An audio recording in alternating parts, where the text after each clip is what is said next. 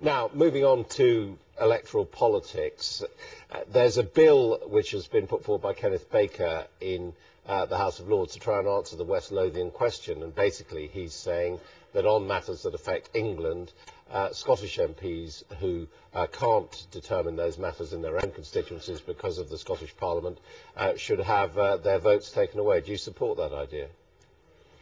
Well, this is a kind of return to what's sometimes called the West Lothian question, if you remember, which Tam Dalyell made so much of.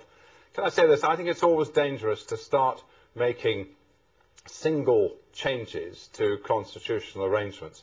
If Mr. Baker's got, or Lord Baker, we must give him his proper title, if he's got in mind the idea of a whole constitutional convention in order to examine the British Constitution as a whole, then I'm certainly signed up for that.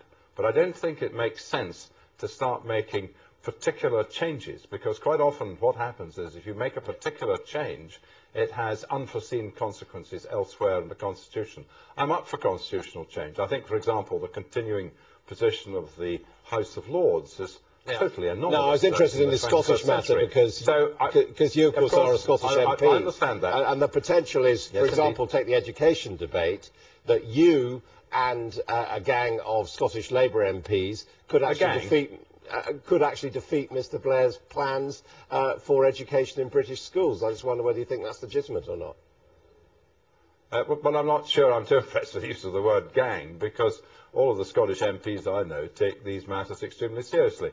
We were elected on a particular constitutional basis, and until that basis has changed, then it seems to me we have a duty, indeed an obligation, to fulfil our responsibilities as MPs in accordance with those constitutional arrangements. Well, telling the English what to do when you can't tell the Scots.